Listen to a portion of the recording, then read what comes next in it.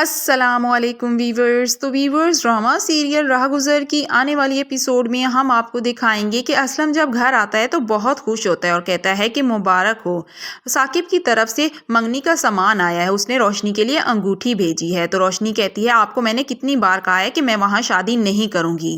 تو روشنی کی ماں بھی کہتی ہے کہ یہ سامان واپس کر دو، روشنی کی شادی تو میں وہاں کسی صورت بھی نہیں ہونے دوں گی۔ تو اسلم کہتا ہے میں بھی دیکھتا ہوں کہ شادی وہاں کیسے نہیں ہوتی۔ تو روشنی کی ماں کہتی ہے کہ اس بار اسلم تمہاری نہیں چلے گی، میں اپنی بیٹی کے ساتھ یہ ظلم نہیں ہونے دوں گی۔ ثاقب کو جیسے ہی معلوم ہوتا ہے کہ وہ لوگ یہاں رشتہ نہیں کرنا چاہ رہے، وہ غصے میں ہوتا ہے اور وہ اسلم کو بھی اپنی بہن کا رشتہ دینے سے انکار کر دیتا ہے۔ اس لیے اسلم مزید جینا اجیرن کر دیتا ہے روشنی اور اس کی ماں کا، لیکن اس بار وہ بھی اٹل ہوتی ہیں کہ وہاں تو شادی ہرگز بھی نہیں کرے گی روشنی، اور نہ ہی میں اسے کرنے دوں گی۔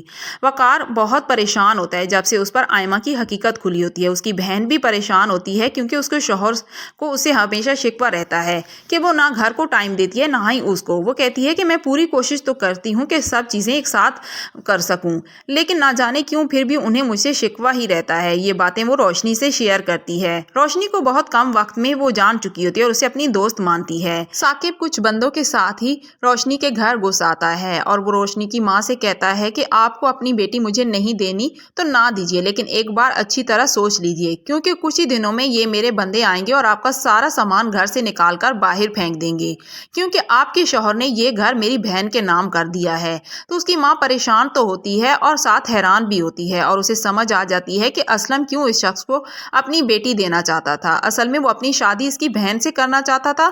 اب وہ مزید غصے میں آتی ہے اور کہتی ہے کہ چلے جاؤ یہاں سے، میں ہرگز بھی اپنی بیٹی کا رشتہ تمہیں نہیں دوں گی، تم نے ہمیں اس گھر سے نکالنا ہے نکال دو، اور میری بیٹی کے بارے میں تو تم سوچنا ہی نہیں۔ تو ثاقب کہتا ہے اب تو میں تمہاری بیٹی سے ہی شادی کر کے رہوں گا۔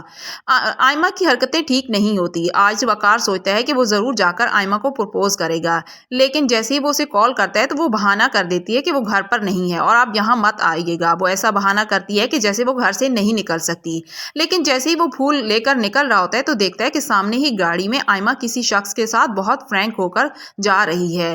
ایسا لگتا ہے جیسے ان کا بہت پرانا تعلق ہو۔ وقار کو سمجھ آ جاتی ہے کہ آئمہ ٹھیک لڑکی نہیں ہے، بلکہ اس کے علاوہ اس کا چکر کئی لوگوں سے بھی ہے۔ اسے سمجھ آتی ہے کہ آئمہ چیزوں کی بھوکی ہے اور وہ سٹیٹس کو دیکھ کر ہی رشتے بناتی ہے۔